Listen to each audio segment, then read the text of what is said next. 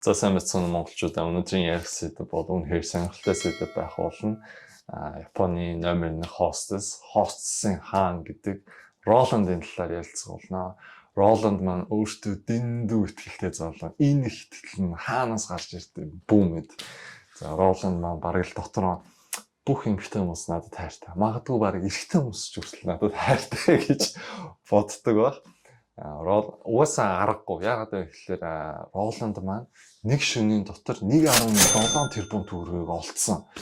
Түүнд эмэгтэй хүмүүс маань мөнгө төлж уулздаг. Зүгээр ярилцахын тулд шүү дээ. Магадгүй та бүхэн бодож иж магадгүй л та хостс ертөнц гэдэг нь юу юм болоо гэж бодож байвал Японд өнгөрсөнд бол гейша гэж нэрлэгддэг байсан. Залуучууд маань эмэгтэй хүнд мөнгө төлөөд хамтдаа ингээд цуг байгаад тэр сэтгэл ханамжийн заавал өгөх ёстой гэсэн нэг тийм Японы соёл байдаг та. Тэрний одоо эрэгтэй хувилбар нь Роландаар гарч ирсэн. Роланд бол хаан гэж үзэгдэг. Роланд маань эмэгтэй хүнийг татах хоёр шалтгаан байдаг. Хоёр том шалтгаантай. Эхнийх нь гадаад үзмж, хоёр дахь нь ярианы чадвар. Роланд бол ярианы бяд маш өндөртэй залуу, өөртөө дэндүү төв сэтгэлтэй. За, Роландын жишээ ишлүүдийн авъя л да. Роланд ингэж хэлсэн ба. Эмэгтэй хүнд 3 зүйл хэрэгтэй байдаг. Нэгт нь ус, хоёрт нь хоол, гуравт нь Роланд. Эмэгтэй хүнийг дотор нь хоёулаа ангилдаг. Надад хайртай эмэгтэй хүн, Роландд хайртай эмэгтэй хүн, ирээдүйд Роландд хайртай болох эмэгтэй хүн. Би ингээл машин бариад явж байна. Үргэлж улаан гэрэлтэй таарална. Яагаад вэ? Намайг зогсоож намайг харахын тулд. Роланд маань дэндүү итгэлтэй гэдэг энэ бүх ишлүүдээс харж байна. Тэгээд одоо мөнгөө төлөөд за Японы ямар нэгэн үйлчлүүлэгч маань Роландтай уулзсан тулд мөнгөө төлөөд тэгээд тухайн шөндөө ингээд гоё яриа мэрэ өрнүүлээд тухайн шөнийг гоё авч явах хэрэгтэй. Тэгээ нэг чухал зүйл нь тухайн Японы үйлчлүүлэгч маань шампанскийн заавал авч өгөх хэрэгтэй юм байлаа. Шампанскийг авснараа дотор нь халаад одоо яриаг нь илүү гоё бие биендээ ойлголцох, тотонсох мөчийг нь бүрдүүлж өгөх хэрэгтэй.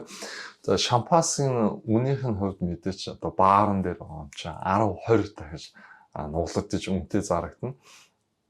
Роланд маань болохоор тухайн яриаг нь заавал авч гаргаад тэр сэтгэл ханамжийг заавал өгөх ёстой. Роланд бол энэ тал дээр бүр 100% ямар нэгэн алдаа юу ч байхгүй. Роланд бол өөртөө угаасаа төв сэтгэлтэй залуу. Одоо Роландыг нэг шөнө худалдаж авлаа гэж бодъё л та. Ямар нэгэн эмэгтэй хүн. Тэгээ маргааш нь эмэгтэй хүмүүс дотор ингэж бодно. Роланд магадгүй надад хайртай юм биш үү? Би магадгүй түүний найз хүн болох юм байна. Магадгүй би үүрэгч байгаад түүний эхнэр нь болоод бид хоёр гэрлэх юм байна гэсэн бүр тийм ойлголтыг Роланд өөрхийн үгээр ингээд найраад өгчдөг. Тэр нь бүр айхтар чадвартай. Энэ чадвар нь болохоор ингээд дуусшгүй циклийг өгөх юм билээ л да. Эмэгтэй хүн нэг одоо мөнгө төлж үйлчлүүлсэн бол дараа нь одоо дахин ирж уулздаг. Яагаад гэх юм бол дотроо энэ тийм итгэл найдвар тэлттэй байт юм лээ эмэгтэй хүмүүс маань. Тэгээд та бүгдчлэн бодож магадгүй л энэ чинь зүгээр л баар шүү дээ. Эмэгтэй хүн яагаад тийм утгагүй юмд итгэнэ гэж. Тэр залуу одоо ингээл эмэгтэйчүүд худалдаж авч л байгаа шүү дээ. Тэр залуу бол жинхэнэ хайрыг хүсээгүй өөр зүйл хүсэж байгаа шүү дээ гэж та бүхэн бодож магадгүй л дээ. Гэхдээ миний харсан өнцгөөс гэх юм бол дурлал бол нэр үнэхээр л сохор болгох юм байна. Роланд нэг шөнийн дотор л ингээд хүүхнүүдийг дурлуулчихдаг гэж бодлоо. Одоо магадгүй бид нар өөрсдөө бодъё. Биднийг одоо ямар нэг одоо эрэгтэй хүн ч юм эмэгтэй хүн худалдаж аваад нэг шөнжингөө яар гэвэл яг юу ярих хэвээр юм бэ? Шал танихгүй хүн шүү дээ. Бас эвгүй шүү дээ. Хүс баас гоож. Тэгтэл яхаа тэгээд нухаж байгаа л үцгэл бах та тий. Тиймэрхүү тэгээд Роландын хувьд нэгэн сонирхолтой баримт байдаг. Тэр нь юу вэ гэхээр Роланд та бүгдийн харж байгаачлаа энэ зурган дээр байнгын хар нүдний шилтэй явна. Энэ нарныхаа шилтэй. Тэгээ сурвалжлагч асуусан Та яагаад ингээд байнгын ингээд нарны шилээ зүйт юм бэ гэсэн чинь бас л нөгөө нэг хитрхи өөртөө ихтэй хариулт өгч байгаа. Миний ирээдүй хитрхи гэгээлэг байна. Нүд сохлон гэгээлэг байна. Тиймээс би энэ нарны шилээ заавал зөөх хэрэгтэй.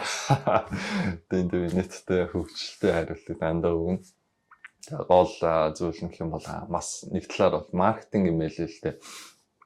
За жишээ нь хар нүдний шилээ гадар доторгүй байнга зүүж байгаа хүн мэдээж энэ нүд нь ямар хүн болоо гэдэг хүмүүс амар бодно шүү дээ, ямар хүн болоо гэдэг.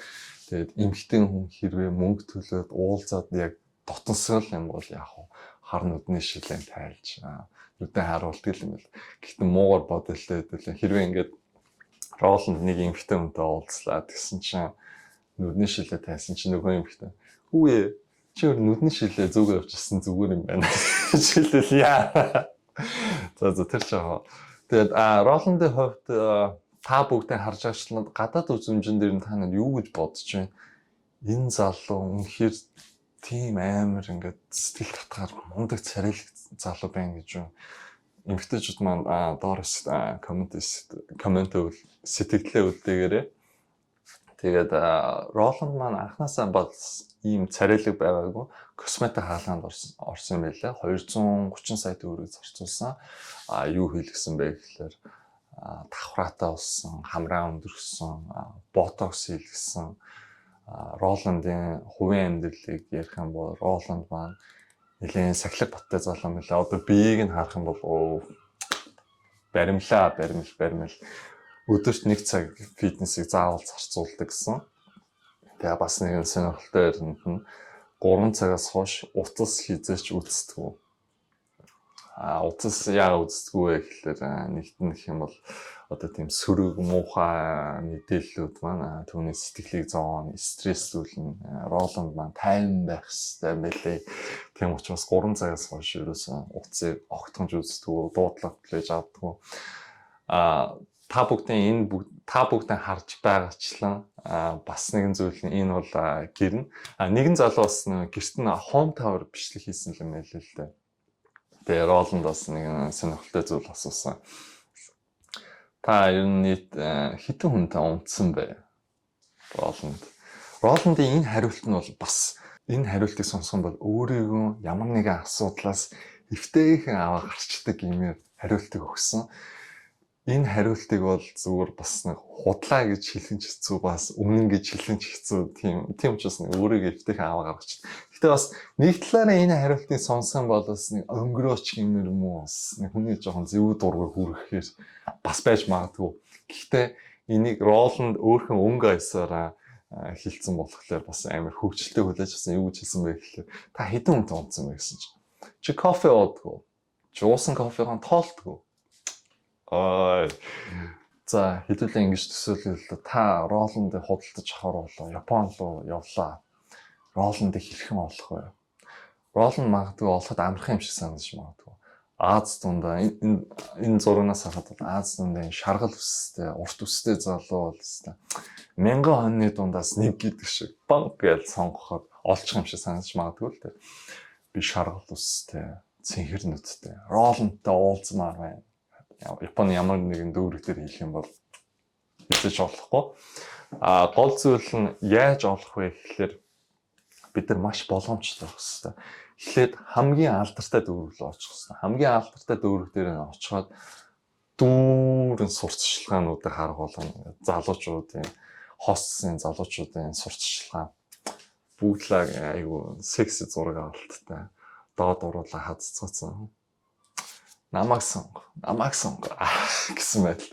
Гэхдээ бидний гол зүйл нь бид нар маш анхаарал болгоомжтой байх хэрэгтэй. Бидний гол зорилго бол Роландыг олох. Та нар бол биш. Та нар надаас явцгаа гэх мэтлэн анхааралтай байх хэрэгтэй. Тэгээд хамгийн алдартай дүүрүүдээр нь очиод онцгой клуб гэж хүнээс асуух хэрэгтэй мэлээ л дээ. Хэрвээ ямар нэгэн байдлаар зүгээр клуб гэж хэлчих юм бол зайлман хүүрнэн гэж хөөгдөж магадгүй нэлээд ширүүлчихлээ шүү. Тэгээ онцгой клубыг олоод Роландтай уулзъя гэвэл менежер нь уулзуулахгүй. одоо бас яах хэрэгтэй юм бэ гэвэл уцаар яриад захиалгын заавал өгөх хэрэгтэй юм билээ. За тэгээд уцаар ярьлаа. Би Роландыг захиалмаар байна. Өнөөр нууц үг. Юу гэсэн юм бэ? Үнэхээр стресс үлж шүү. Арай хийж хамгийн алдартай дүүрүүдээр нууцсан. Арай хийж тэр онцгой клубыг олсон. Одоо бүр надаас нууц үг шаардж байгаа юм уу? Ямар их стресс үлж байна. Тэгэл нууц үг би чамд хайртай. Таны нууц үг буруу байна.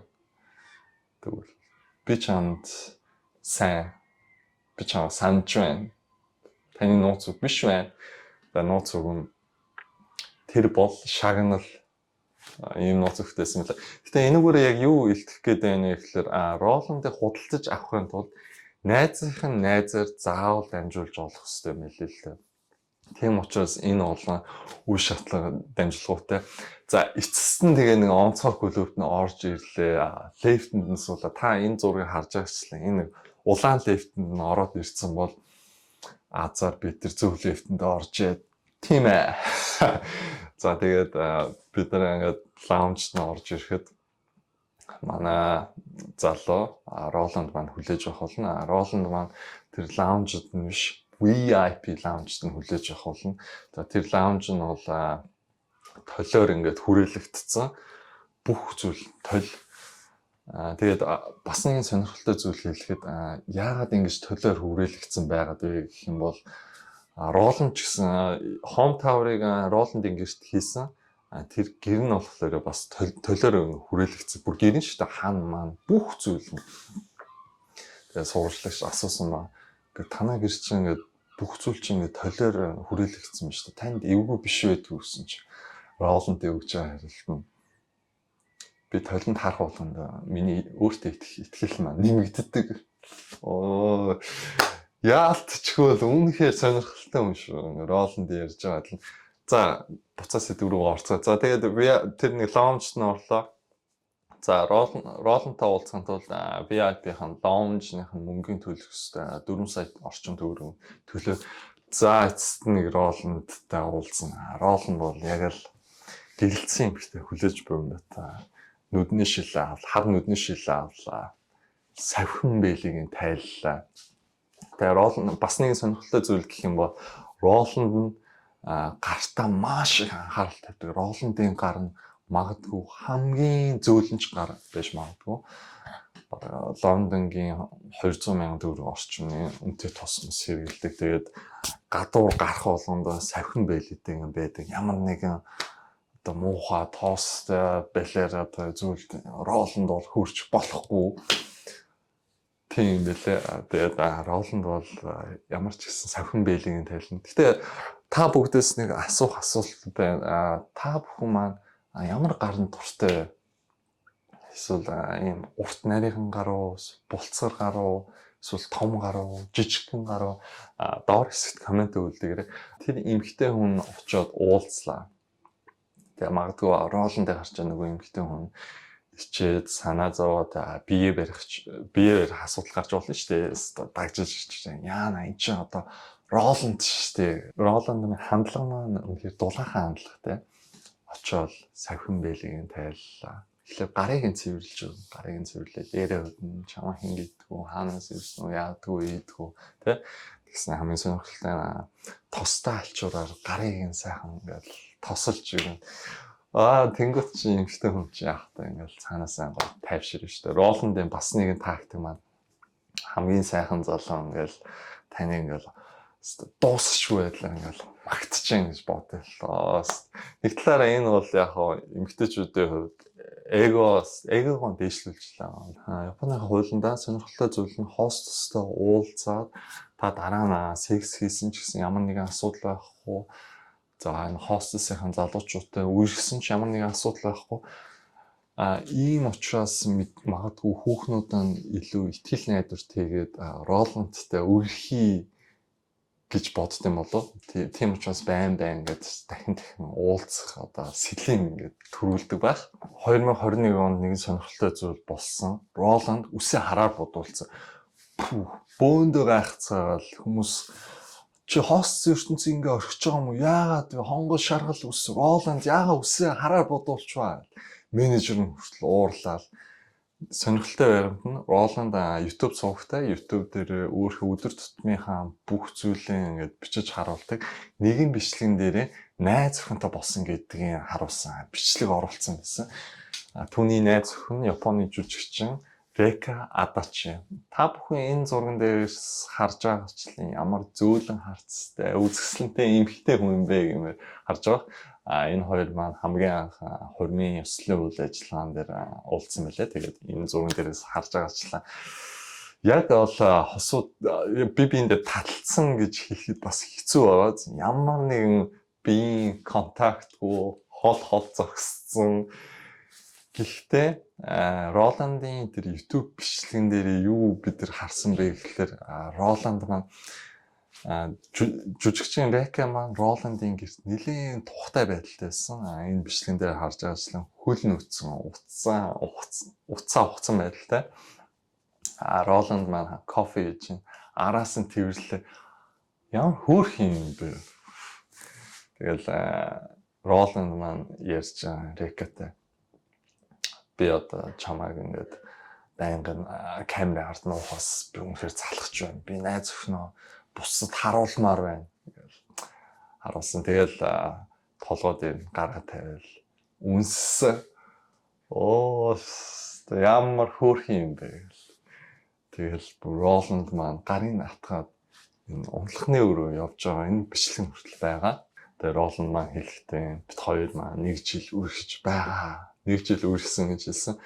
Тэгээ удалгүй 2023 онд Рикагийн хурмын зурагнууд интернетээр гарч ирсэн. Тэгэл бид нар одоо бүгд бодож байгаа шүү дээ. За хурим нь бол дүүрэн толь байх болно. Сандал ширээ хаана бүх зүйл нь толь байх болно гэсэн боловч хурим дээр ямар нэгэн их толь бол байгаагүй.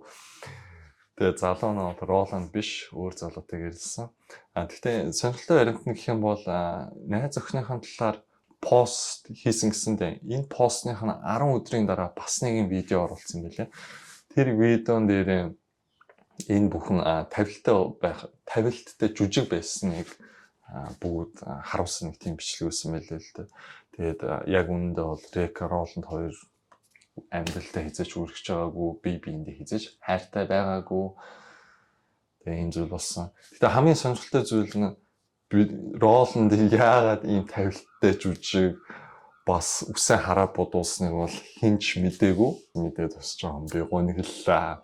Рекатай үргэлжсэн бол илүү гоё явахсан болоо гэж зөв миний хувь хүний үнцгээс бодсон. Гэхдээ сонирхолтой зүйл нь энэ үйл явдлаас хойш Роландд хүмүүс илүү ихээр дуртай болж ирсэн. Роландын нэгэн сонирхолтой байгаад нь Роланд маань англи хэл сурч байгаа юм лээ. Удахгүй одоо дэлхийн тавцсан гарах юм шиг байлээ. Магадгүй одоо элчүүдээ одоо Роландд ихнэр найз охин алдчихгүй дээ. Болгоомжтой байгаа юм яаж мэдэх вэ? За баярлалаа манайхаа намайг сонссонд. Дараа 7 хоногт уулзцгаая. Баяртай.